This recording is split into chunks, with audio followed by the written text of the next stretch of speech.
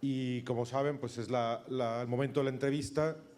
Mafe y Gabriela, que ya han participado en otras actividades, van a entrevistar a Lina Meruane y no quito más tiempo.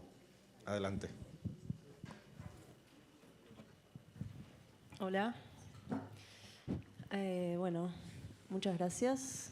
Estamos contentas, creo, con Mafe, entre otras cosas. Queríamos empezar por el ahora, preguntándote en qué andás.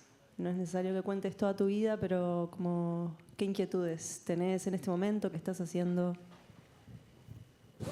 Bueno, primero que nada, muchísimas gracias a ustedes por estar aquí a mis compañeras de mesa y muchas gracias kilométricas a todas las bibliotecas de la ciudad y sobre todo a Casa América Cataluña, que realmente están apostando tantísimo por los autores y autoras latinoamericanas de aquí y allá. Así que, bueno, muchas gracias. Además que tengo que decir que Casa América Cataluña ha apoyado varios proyectos míos y se la ha jugado, como decimos en Chile, así que estoy extremadamente agradecida. ¿En qué estoy? Bueno, eso es como una pregunta existencial horrorosa. Creo que me voy a colgar un poco del apocalipsis de la mesa anterior. Es una pregunta que me, bueno, como a todos creo, ¿no? O sea, es imposible no estar pensando sobre lo que nos pasa como especie y lo que le pasa a las especies, ¿no? A todas las especies. Es algo en lo que estoy pensando mucho. No solamente pensando en nuestra crisis como seres humanos, sino que en la crisis que los seres humanos hemos creado para todas las demás especies. Y entonces estoy pensando mucho sobre esos otros animales que también somos y pensando mucho en cómo vamos a salir de esta sensación y de esta realidad de fin de mundo. No es que tenga un texto que estoy escribiendo, pero si me preguntas dónde está mi cabeza ahora, es un poco ahí, y también cómo salir de la escritura del apocalipsis.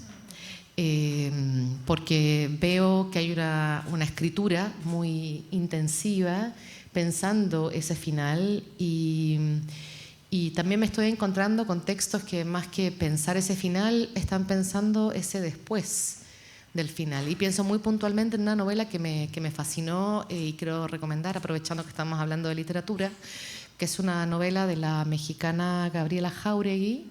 Se llama Feral. Es muy interesante cómo aparecen los perros en la literatura, tengo que decir. O no sé si es que cuando uno está pensando sobre algo empieza a aparecer ese algo en todas partes, que también sucede. Pero Feral es una novela muy, muy bella en la que se habla de la relación de amistad de 4 mujeres y de los femicidios de esas 4 mujeres, que es un tema realmente muy actual que me preocupa, por supuesto, que es el asesinato de mujeres, bueno, en México y en otros lugares. Y en España, por cierto, hoy día en la mañana, de hecho, estuve viendo la obra de Daniela Tarazona. Tuve la suerte de que pude ver un ensayo general. Y llegando a la biblioteca, les recomiendo mucho la obra, se va a estrenar el sábado a las 12 y a las 7, ya les comentarán los y las organizadoras, pero me encontré con que llegaba tarde, quería entrar a la biblioteca y no se podía entrar porque había un círculo de gente en silencio y pregunté qué está pasando, me dijeron, bueno, es un minuto de silencio por un femicidio. Claro, no me iba a poner yo a cruzar eso, más bien guardé el minuto de silencio y luego entré y bueno, en fin, pude ver la obra. Pero volviendo a este tema y a la novela de Gabriela Jáuregui, es una novela cuyo marco, o sea, en el centro de la novela está la historia de estas amigas y de esta mujer que es asesinada, pero en el marco de esta novela está la voz de las perras que sobreviven al final de la especie humana. Es un texto realmente muy provocador porque cuando pensamos en el apocalipsis pensamos siempre en la extinción de los seres humanos. Y yo pensé, esta novela es, por un lado, distópica y por otro lado, utópica, es decir, habla de la sobrevivencia de las otras especies cuando nosotros, y nosotras sobre todo, ya no estemos. Entonces, eso es algo que me está convocando mucho. No sé qué va a pasar con eso, pero como me conozco, sé que cuando empiezo a pensar en algo, algo va a salir de ahí. Bien, muchísimas gracias. Yo también quiero volver a agradecer la oportunidad de estar aquí. Muchísimas gracias por la invitación a Casa América Cataluña y a todos ustedes que están aquí un jueves a las 8. Gracias por estar aquí nuevamente. Súper afortunada de estar con estas escritoras hoy, súper complacida y además también me parece un honor la oportunidad de abrir una conversación. Me parece súper difícil hacer preguntas. Prefiero estar al otro lado que hacerlas. Le he dado vueltas, hemos intentado dar algunas vueltas, pero bueno, finalmente vamos a intentar de lanzar cosas. Si tú quieres nos las replanteas, nos las devuelves, leemos cosas, ¿no? Hemos estado hablando un poco las tres en corto, cómo abordar esta conversación, cómo cuidarla, ¿no? Voy a empezar leyendo un fragmento de uno de los libros de Lina Meruane.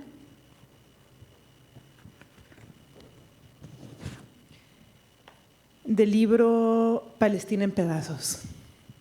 Un silencio impermeable. Una por una sus 8 letras a lápiz en el borde de una página. Silencio. La afilada punta del grafito rasgando la superficie de papel barato que ya empezaba a oxidarse y mientras yo esperaba los pedazos de esa palabra en mi cuaderno de notas palestinas. Silencio. Quedó colgado de la hoja como un recordatorio que costaría transcribir después. Ahora, antes. El silencio de las calles vacías y del mercado tapiado cuando se acallaron los llamados a la plegaria y nuestra guía nos abandonó. La mudez de los militares que nos vieron encaramarnos a Hebrón, que es Al-Jalil, para ir tras los pasos y las casas deshabitadas de los palestinos. El hilo inaudible de mi respiración sacudida por el descenso de la loma y el silencio detrás de esos muros, de esas ventanas amordazadas por los tablones. En el cementerio abandonado, un silencio espeso colándose entre las ramas de los viejos olivos que quedaban todavía en pie. Silencio entre los escombros de barrios hundidos a la vera de los caminos para evitar el retorno de sus habitantes. Silencio de patios, juguetes enterrados. Vuelvo a subrayar la palabra silencio, detenida en puertas que todavía permanecen en pie en los lugares del destierro. Silencio acumulándose por los pasillos de la casa, clausurada de mi abuelo después de su muerte, después del incendio, del terremoto. Llaves que nadie guardó, que ya no tintinean entre los dedos. Todas ruinas mudas de la historia palestina, los objetos caídos en desuso que urden nuestros olvidos y la necesidad de recordar. Las letras del silencio dispersas sobre la hoja de papel. El repaso de la S con ese lápiz mientras vuelvo a la tarde de Garúa sobre la ciudad dividida y pienso que silencio es una palabra impermeable. Lina Meruane, ¿cómo presentarla? Tiene un trabajo arduo, de oficio, brillante y honesto, muy honesto, y ninguna palabra sobra. El título de este encuentro es La palabra en el ojo, y creo que junta muy bien, intuyo, varias de las preguntas, proyectos de Lina, porque creo que hay algo, después de escucharla y de leerla mucho, creo que hay algo de ella que creo que la convierte de alguna manera en visionaria, también en su justa palabra. No porque vea más que el resto, que no lo sé, pero sí creo que mira allí donde la mirada y por lo tanto el pensamiento normativo y hegemónico no alcanza a llegar. Lina Meruane mira nombrando el mundo. Lina Meruane mira nombrando el mundo, nombrando aquello que no se puede nombrar. Y hay un gesto continuo, creo, en su trabajo que tiene que ver con la necesidad de romper los silencios. Escribe. No es un juego, escribir no es un juego, sino una política, la de nombrar. Convierte en escritura la necesidad de cuestionar la máquina reproductora de ser hijos. El libro contra los hijos. Nos permite entender que la enfermedad no es la excepción, es la norma. Todas y todos y todas estamos enfermos. O nombra un genocidio, el que está ocurriendo ahora en Gaza, en un mundo que quiere llamarlo conflicto o cualquier otra cosa menos lo que es. Y ahora sí voy a intentar ir a la pregunta. Lina, en estos 3 ejemplos, que aluden a 3 libros, pero creo que a más, que yo traigo, estos 3 ejemplos están relacionados, desde donde yo he podido entender, con experiencias propias que te cruzan a ti. En mi caso, no siempre me es fácil escribir sobre experiencias que me son muy cercanas. He necesitado distanciamiento. Y por mi formación profesional, que es como antropóloga, en la disciplina también siempre nos han enseñado a tener un distanciamiento, hacer como este juego de extrañamiento y familiaridad al mismo tiempo para poder escribir de algo. ¿Has necesitado como hay un ejercicio de distanciamiento por tu parte para poder escribir sobre esto? A mí en principio se me han ocurrido 2, el distanciamiento temporal y el geográfico. ¿Te hace sentido?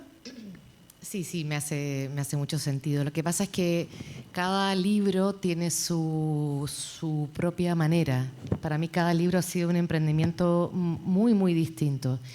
Entonces, así como he necesitado mucha distancia, sobre todo temporal, para escribir las novelas, y de hecho yo empiezo a pensar una novela y 10 años después acabo encontrando la manera de escribirla, y entonces hay 10 años de notas. Un poco lo que decía antes de me está preocupando este problema, sé que en algún momento escribiré, pero no es ahora, o no sé si es ahora.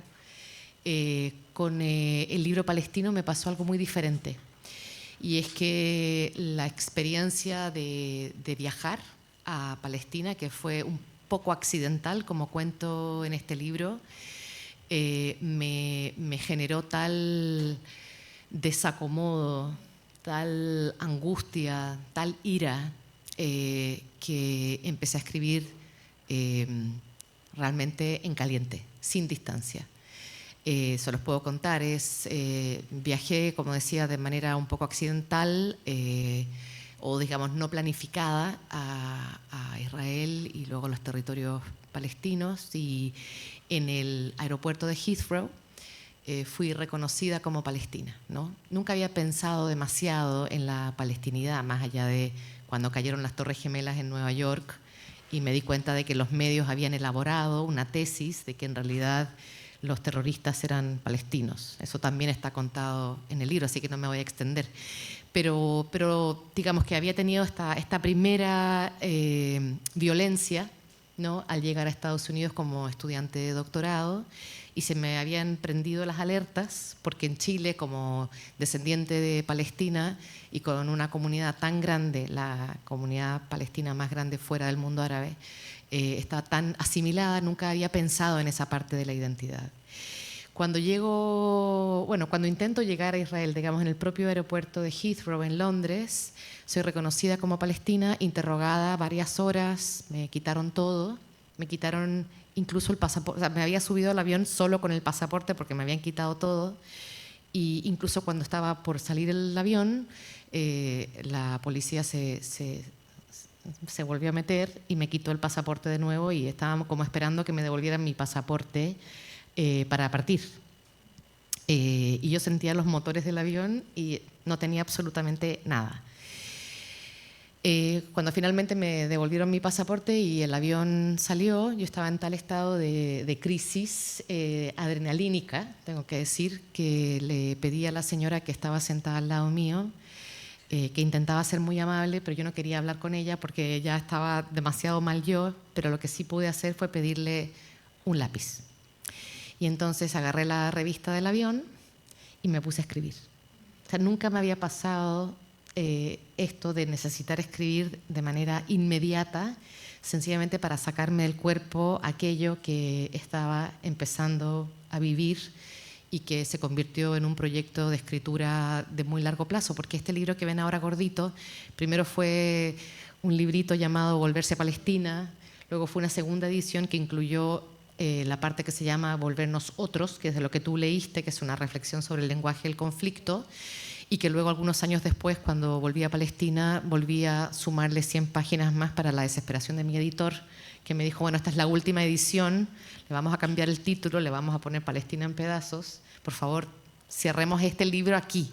Y yo le dije, sí, puedo cerrar este libro, pero no voy a cerrar esta escritura, porque Palestina sigue siendo estallada, ¿no? Y entonces de lo que va pasando va surgiendo más escritura. Y esa es una escritura, casi te diría, sin distancia. Y creo que el motor de esta escritura tiene mucho que ver con un motor emocional muy poderoso que se desencadenó ahí. Y era algo así como necesitar contar exactamente lo que había pasado de inmediato para poder seguir en pie.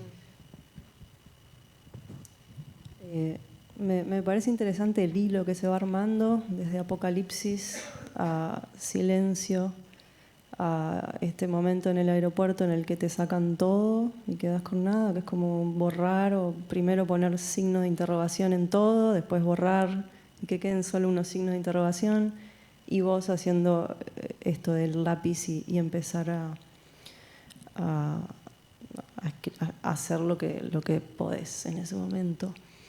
Y pienso también en el Apocalipsis como silencio, que es como un poco opuesto a la imagen que tenemos muy espectacular y de cine, de explosiones y naves que vienen de otro lado y yo qué sé, monstruos gigantes. Pero luego con esto de los tiempos que decís que tenés en tus procesos, pienso que hay algo que vas hilvanando sin saber cómo, ¿no? Que quizás esto que estás ahora, el Apocalipsis, también tiene una raíz muy lejana, me parece muy, muy interesante. Esa forma, ¿no? De dejar un poco abierto todo, un poco que tenga una vida propia y no saber mucho. En relación al libro de Palestina, me gustaría preguntarte cómo es recibido, depende del lugar, como los contextos de lectura, cómo cambia, cómo está siendo recibido, cómo fue recibido, qué pasa con eso. Me imagino que es muy distinto, depende de a dónde llegas con el libro. Bueno, la recepción de lectura es múltiple y variada, incluso dentro de cada lugar, ¿no? Porque, por supuesto, en cada lugar hay una multiplicidad de lectores que se posicionan de manera diferente frente a lo que uno escribe. Y pasaba antes, cuando yo era joven, que uno no sabía cuál era la recepción, más allá de los 2 o 3 críticos en Chile que a lo mejor tomaban tu libro y comentaban algo.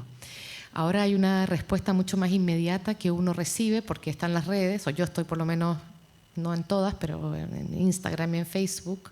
Entonces también hay ese lugar de recepción que no es muy claro de dónde viene, en términos de geografía incluso. Uno no sabe quién está respondiendo muchas veces. Pero para tratar de contestar la pregunta, puedo hablar de muchas formas de recepción. En Chile, la recepción que yo tuve primero, fue la propia recepción de mi familia, puesto que también es un texto sobre la familia palestina, mi padre, mis abuelos, mis tías, a quienes tuve que interrogar e entrevistar, un poco siguiendo la huella de Margot Glantz, de ese libro hermoso que se llama Las genealogías, donde ella entrevista a su familia judía, salida de... me voy a equivocar, pero el este europeo, ¿no? que llegaron a México. Y bueno, entonces, después de haber entrevistado a mi padre, que era hermano más bien menor, me mandó a entrevistar a mis tías, a ver si ellas recordaban y contestaban las preguntas que yo tenía. Y mi descubrimiento, que para mí fue muy fascinante, era que lo que mi familia había retenido, ¿no? Hablando de silencios, eran las partes bonitas de la migración. El encuentro romántico de mis abuelos, que venían del mismo pueblo, Beyala, al lado de Belén, cristianos palestinos, y se habían encontrado en Chile y lo que había pasado y cómo se habían enamorado, pero nada sobre las dificultades de la migración, el suicidio de uno de los tíos, en fin, todas esas historias habían sido voluntariamente negadas y borradas para que esa nueva familia, para que esa nueva vida fuera una vida feliz, exitosa, coherente. Entonces, claro, me di cuenta de que ahí estaba todo el tema de las ruinas de la memoria, que son los olvidos, y las ruinas de los espacios, de los lugares. Yo intenté hacer esa pequeña reconstrucción, pero también hablar y ponerle palabra a aquello que ya no está en el registro familiar. Bueno, esto para decir que cuando mi padre leyó el texto ya publicado en su primera versión, hizo memoria. O sea, el texto, cuando él lo leyó, recordó cosas que no me había dicho y que incluso no le había contado nunca a mi mamá. Entonces, mi mamá estaba igualmente sorprendida, o sea, más sorprendida que yo, porque claro, finalmente ella es la compañera de vida. Y fue una recepción muy linda porque por primera vez mi padre me dijo, hija, escribes bien. Y no me dijo, hija, sí, está bastante bien. Me pasé como 20 años de mi vida esperando que mi padre quitara el bastante y dijera muy, ¿no? Bueno, yo también ahí casi me caí de la silla por otro motivo, ¿no? Pero para ellos fue que yo hubiera tomado a la familia, incluso hablo de mi madre como una especie de Palestina prestada porque insistía más que mi padre en volver o en visitar. Entonces, bueno, esa recepción familiar fue muy cálida.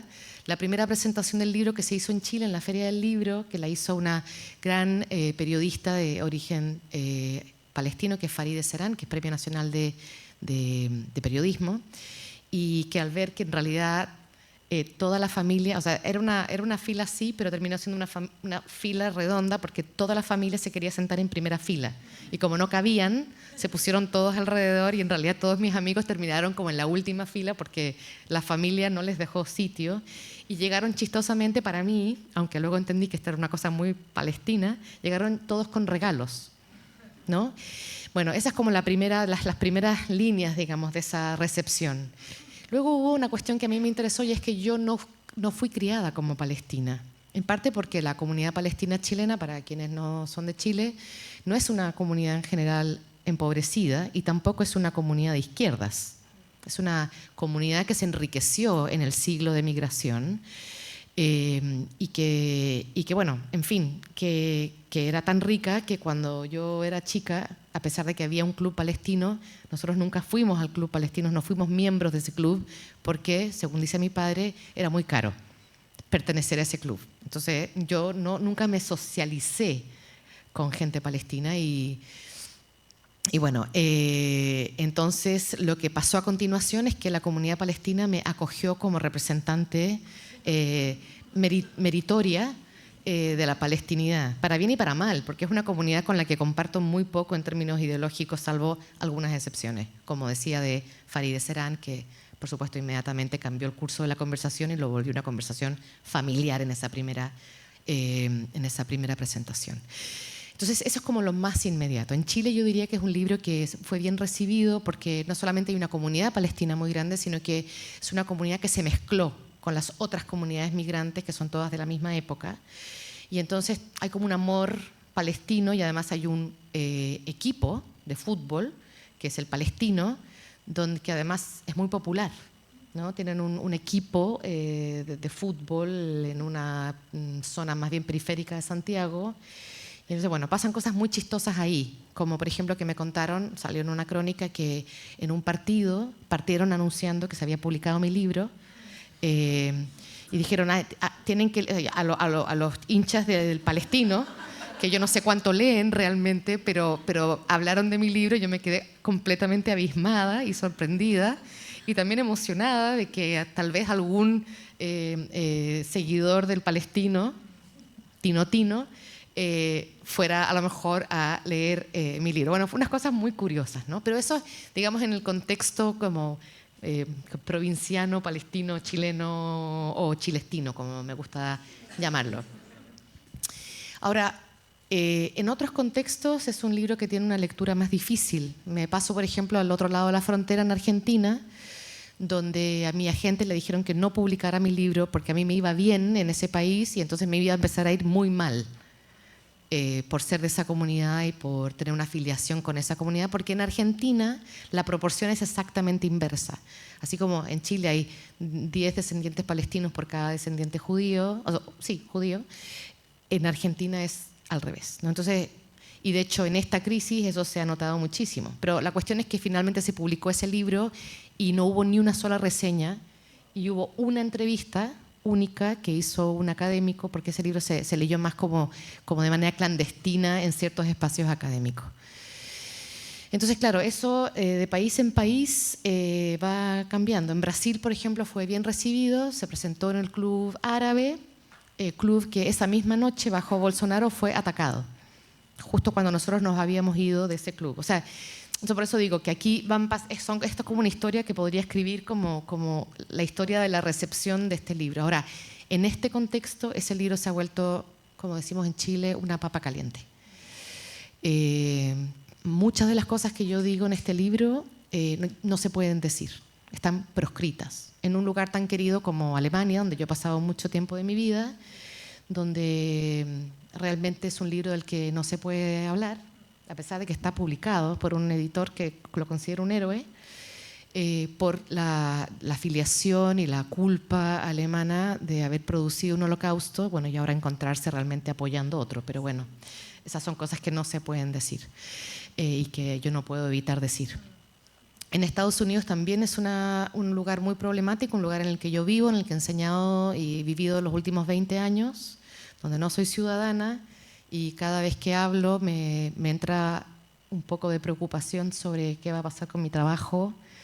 Bueno, en fin, o sea que cada lugar y en cada tiempo escribir la palabra Palestina, contextualizar, que no es relativizar como se ha querido decir, hacer historia de este conflicto y recordarle a la gente cuando me toca hablar que no empezó en octubre 7, sino que empezó hace casi un siglo, ¿no? Todo eso se ha vuelto realmente difícil y bueno, ¿qué más puedo decir? Cada contexto me ha traído sus propias respuestas y sus propias sorpresas.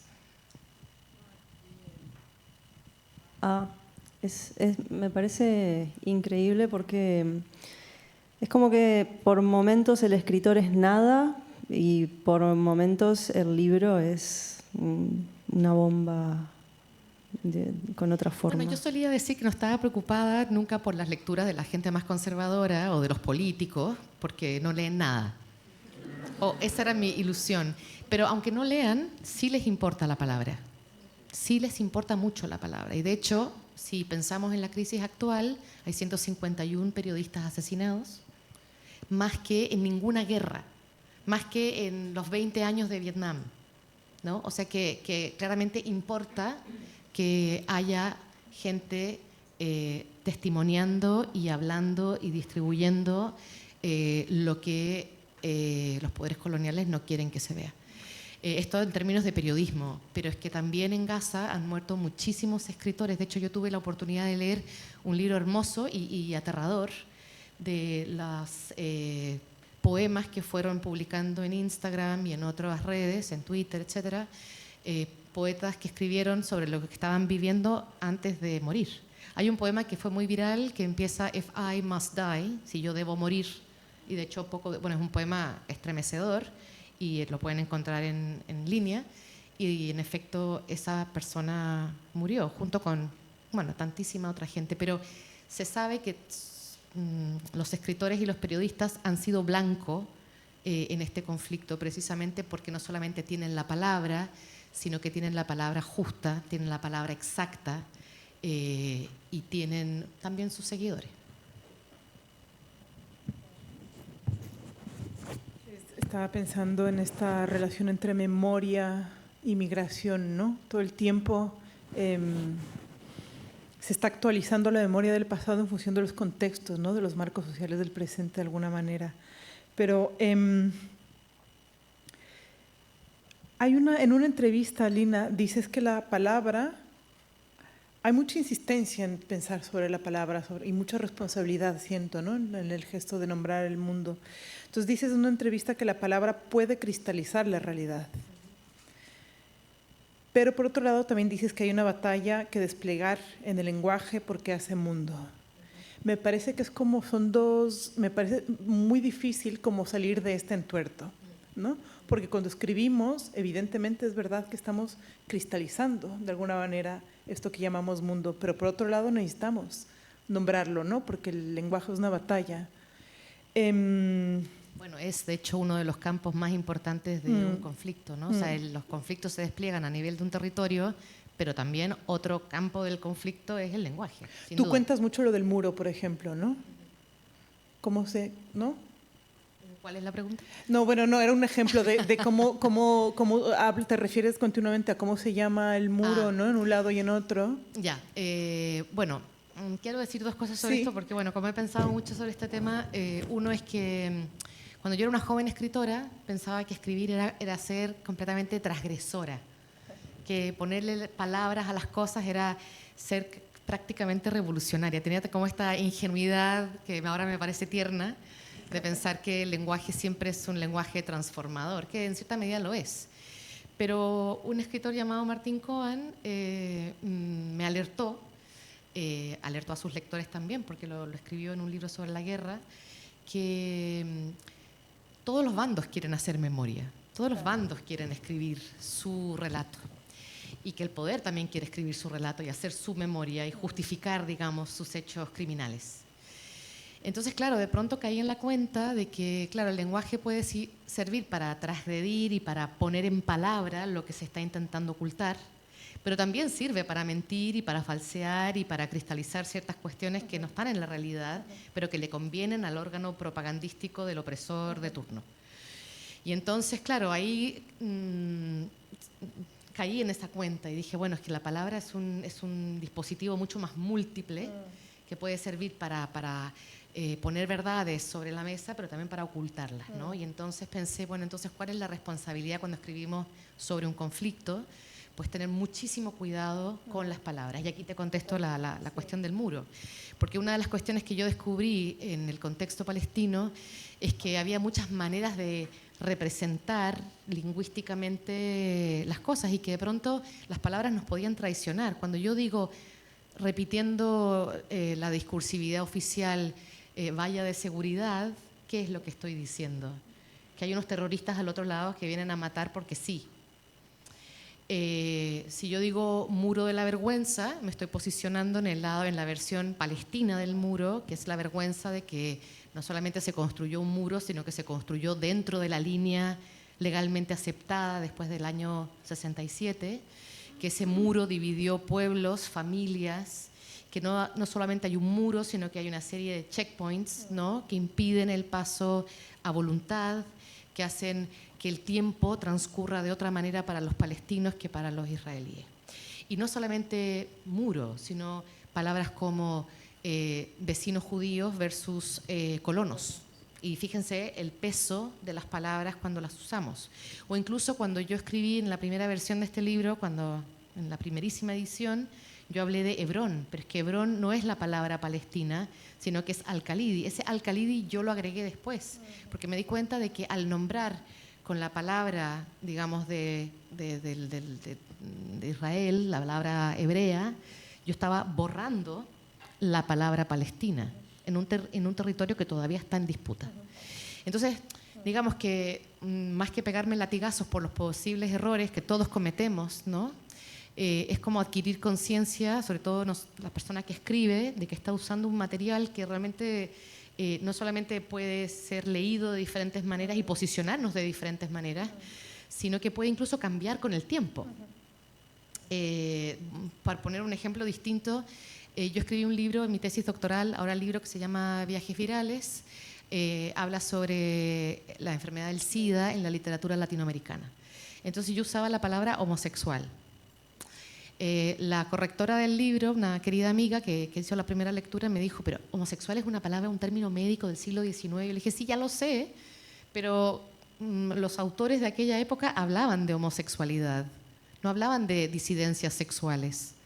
Entonces, tuve que poner un pie de página que era la mitad de una página para explicar cómo ese término había ido cambiando en el tiempo y en el espacio, cómo incluso la palabra gay a alguien como Pedro Lemebel, al gran cronista queer chileno, la palabra gay le parecía apolínea y neoliberal y gringa. Entonces él usaba loca y una serie de otras palabras maravillosas, ¿no? Pájara, bueno, no me acuerdo ahora mismo, pero... Entonces, claro, me tuve que detener en esa palabra, esto es un libro anterior al libro palestino, para explicar que las palabras no solamente en el momento actual, sino que luego en 20 años más nos pueden decir, mira qué conservadora eras, estabas usando una palabra de término médico del siglo XIX. Entonces, el lenguaje realmente es una cuestión, bueno, impresionante. A mí me fascina pensar, digamos, toda la polisemia y pensé en la mesa, una de las mesas anteriores donde Alejandro Zambra hablaba también de las cuestiones del lenguaje y realmente uno se podría quedar para siempre en cada palabra, ¿no?, que usamos y en lo que implica y cómo va cambiando esa implicación. Sí, relacionado con esto más que te preguntaba, más que afirmar, en El Sangre en el Ojo, por ejemplo, creo que haces un experimento fuerte con el lenguaje. Yo no sé si hay una suerte de deseo de subvertir las reglas. Hay dos gestos, el trabajo en la puntuación y el trabajo en la grafía. Y ambos, creo, intuyo, tienen que ver con la idea del gesto de interrumpir, con interrupción, entendida como el gesto de detener o impedir la continuidad de un proceso. ¿Podrías desarrollar, si no me equivoco, cómo opera y si se trata de una estrategia para no cristalizar la realidad?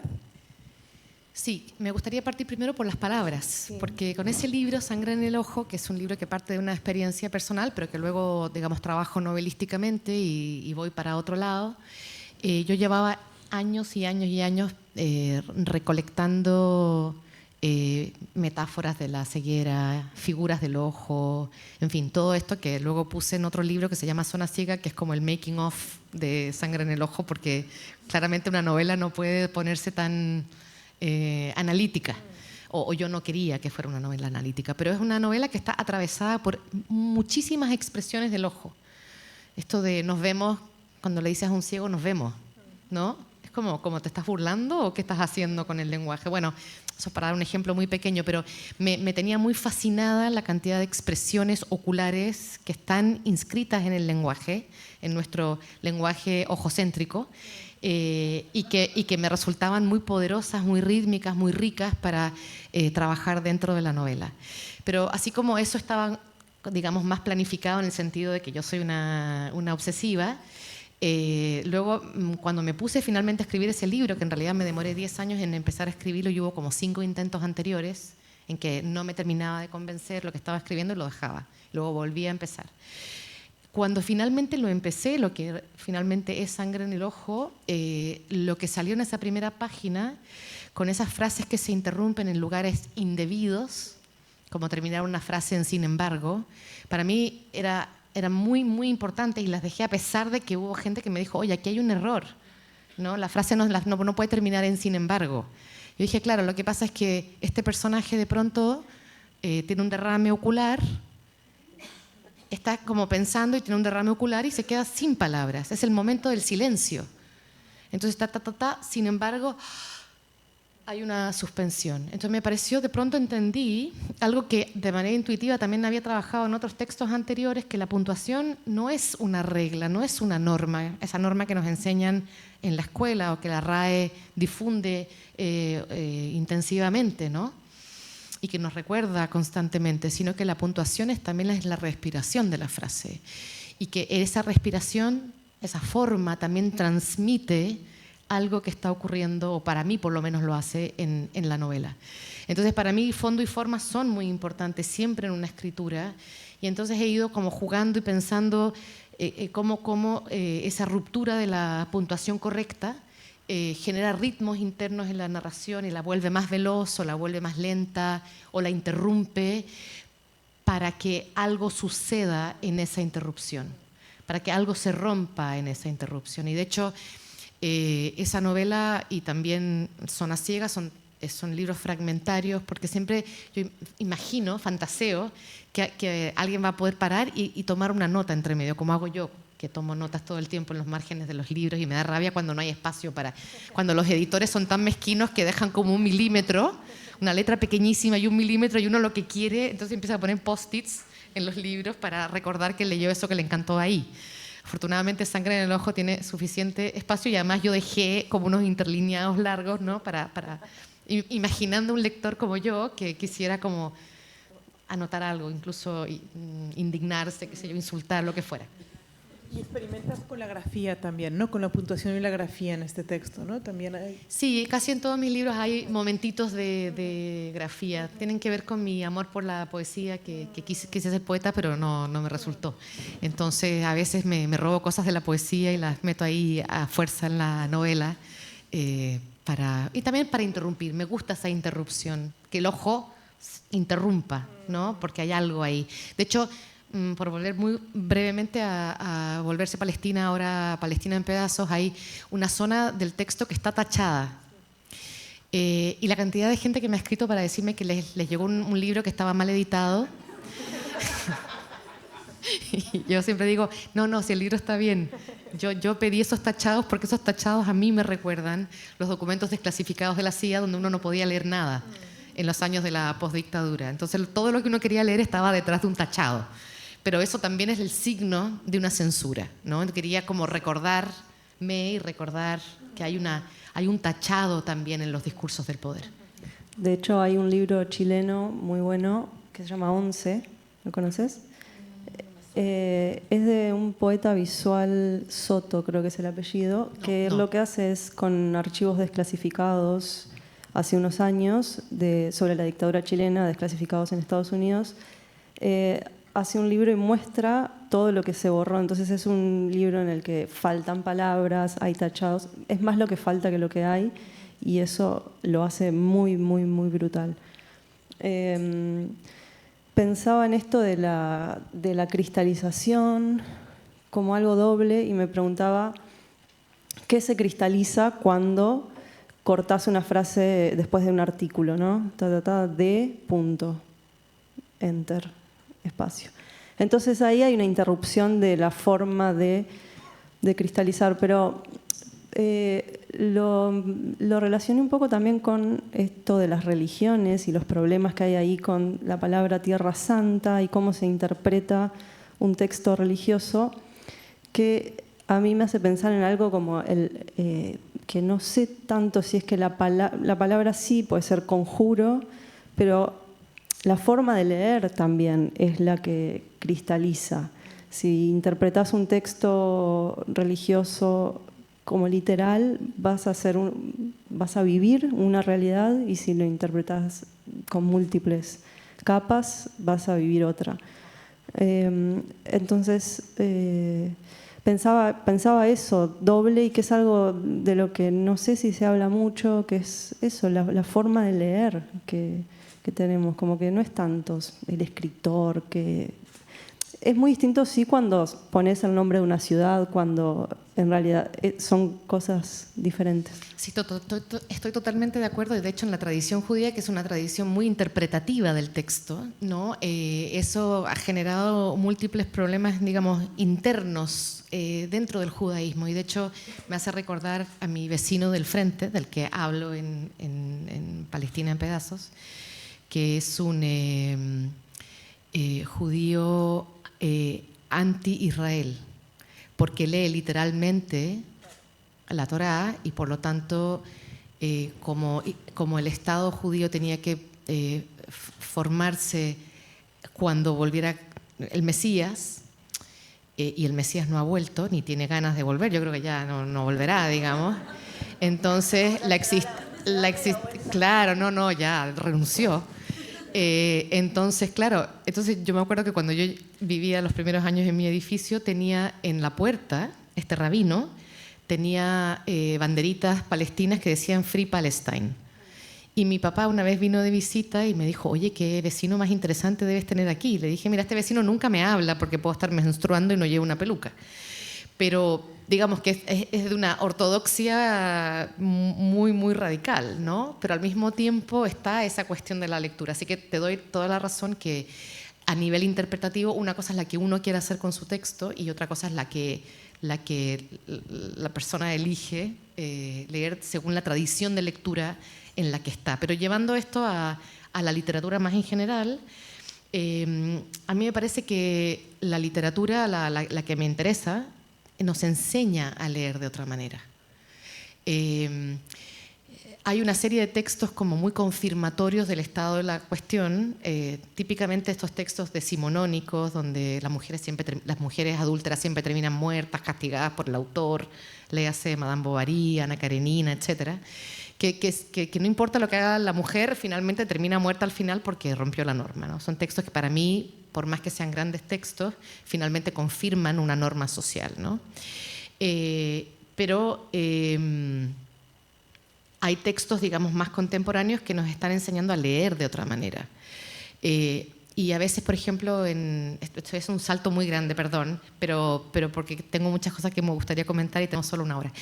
Pero digamos que hay textos que llevan siempre a la lectura del contexto. O sea, hay una norma, por ejemplo, con la cuestión de cómo debe ser el comportamiento de la buena mujer, y las novelas terminan confirmando eso, y la lectura que uno tiene es, el adulterio genera castigo, ¿no? Y es difícil salirse de esa lectura. Pero los textos más contemporáneos y los textos más provocadores lo que hacen es como interrumpir esa lectura. Y muchas veces pasa, me pasa mucho en las sesiones de taller literario que me toca dirigir, que a veces los lectores, digamos, compañeros, dicen, es que las 5 me costó entrar a este texto. Y yo digo, claro, es posible que te haya costado entrar al texto porque el texto no está bien escrito, pero también es que puede que este texto esté haciendo algo distinto con tu manera de leer. Y no sé si se han fijado que a veces a uno le cuesta entrar a las 5 primeras páginas y de repente como que se abre el libro. Y es porque el libro está cuestionando nuestras estructuras de lectura. Otro ejemplo de esto que me parece que es muy obvio es el sistema checoviano, que Chekhov dice, cada vez que aparece una pistola se tiene que disparar. Entonces cuando aparece una pistola uno se estresa leyendo, porque sabe que alguien va a morir. Yo me di cuenta de esto viendo una película que creo que es rumana, que se llama algo así como 5 meses, 3 semanas y 2 días. No es este el título, pero más o menos por ahí, tiene que ver con un aborto. Las chicas viajan para 2 amigas, una se va a hacer un aborto, el abortero entra en la habitación del hotel, que es un hotel así terrible, y saca una pistola del bolsillo y la pone sobre la mesa. Yo me pasé un estrés viendo esa película pensando quién va a morir, quién va a disparar esta pistola. No la dispara nadie. Yo pensé, este es el efecto más antichecoviano y más brillante, porque además de todo lo que está pasando en relación con el aborto, que ya es cruento, está la pistola puesta ahí, que no se va a disparar. Entonces yo pensaba, claro, nos está rompiendo un esquema que tenemos metido, no porque hayamos leído a Chekhov ni las normas de Chekhov sobre la escritura, pero porque estamos educados a leer la pistola igual disparo, igual muerte. Sí, que todo lo que aparece tiene que tener un sentido, sí, y que la funcionalidad de los elementos del texto. Que, ¿no?, es el escritor el que se lo tiene que dar. Hay un texto que está buenísimo de Saer sobre esto, que habla de por qué Borges no escribe novelas, y empieza a hablar de la sintaxis como el lugar de la pregunta, como el lugar para abrir, ¿no? Y yo relaciono eso con el comienzo de la lectura, cuando sos niña y empezás a ver que son dibujos y decís, bueno, ¿qué es esto? ¿Qué es un punto? ¿Qué es un tilde? ¿Qué es el qué es? ¿No? Como volver a la sorpresa ante una cosa que está por todos lados. Uh-huh. Bueno, porque la lengua es el sistema del lenguaje es normativo. Si no, no podemos aprender a leer. Pero yo creo que sería muy interesante que a los niños en el colegio o a los adolescentes les dieran, no sé, libros del Inspector. Yo fui vendedora de libros en la Feria del Libro de Madrid. Conocí a alguien de la editorial Ciruela y me conseguí un trabajito de verano, 2 veranos seguidos. Fui muy feliz porque en las horas muertas de la feria yo leía a Clarice Lispector. Y entonces le enchufé a Clarice Lispector a todo quien se paraba adelante, que eran lectores muy entusiastas de esa editorial, que en ese momento era una editorial realmente que publicaba textos increíbles. Y yo les enchufaba a todos Clarice Lispector. Entonces me llegaban al día siguiente y decían, oye, es que le falta la primera página porque empieza en punto suspensivo esta novela. no me acuerdo cuál era esa novela, porque todas son bastante raras, pero esa novela empezaba en un punto suspensivo y yo le decía, no le falta ninguna página. Luego ya empezaba a decir, empieza en punto suspensivo, para que no me volvieran al día siguiente los lectores desesperados que les había salido mal a la edición. Pero quiero decir que la norma, o sea, hay una normatividad que tenemos que aprender, pero también en el arte y en la literatura también tenemos que desaprender. Y como ciudadanos críticos tenemos que aprender a desconfiar de las narrativas establecidas y de las maneras que tenemos de interpretar de solo una manera lo que estamos leyendo, ya sea literatura o cualquier otro discurso. Y una cosita breve, ya que traes lo de dar talleres, ¿qué pensás vos que se le puede ofrecer a un estudiante de escritura? Mira, yo creo que digamos, la mejor herramienta para alguien que quiere escribir es aprender a leer. Aprender a leer críticamente, aprender a leer los materiales, aprender a entender que hay cosas que suceden intuitivamente en el texto y hay que ver cómo ingresarla. No se le puede enseñar un imaginario a alguien. O sea, el imaginario es lo que esa persona trae, su fantasía, su mirada de mundo. Eso si uno le quiere enseñar eso a alguien, lo estropeó, porque eso es lo más particular que alguien va a poner en su escritura. Pero la manera de leer críticamente y, por supuesto, las técnicas de escritura que alguna gente trae más elaborada que otra, eso también se puede enseñar. Pero una manera de pensar lo literario, una manera de leer, eso me parece que es fundamental para alguien que escribe o que va a escribir. Bueno, Lina, Gabriela, a todas, todos, muchísimas gracias. Se nos terminó el tiempo, sí, ya hace más de 5 minutos, nos dijeron 5 minutos. Eduardo, súper rápido. Sí, bueno, nos quedamos, ¿no?, con muchísimas preguntas. ¿Puedo hacer Pero bueno, algo malo para el tiempo, que es leer algo muy cortito no en ningún otro lugar lo voy a poder leer? Habrá que pedir permiso, no sé si se tienen que ir los trabajadores de la biblioteca y los estamos aquí atrasando, ¿no? Es media página, pero es media hora. Sí, puede ser. Mario Montalbetti, Sentido y ceguera del poema. Es un poema ensayo y dice: hay cosas que no salen a la luz, sino que salen al lenguaje. Y aquí nuevamente no se trata de objetos, de perros, amores, máquinas o mares, sino de una forma de emerger al lenguaje que no es visible en absoluto, que solamente se puede decir, no como proceso referencial, sino, insisto, como forma de emergencia, de salir de la nada a la inmanencia del mundo. Esas formas de emergencia constituyen la ceguera radical del poema. Hay un haiku de Kobashi que dice: una barca es y no es, cuando se hunde, ambas desaparecen. Eso. Qué lindo. Muchas gracias. Muchas gracias.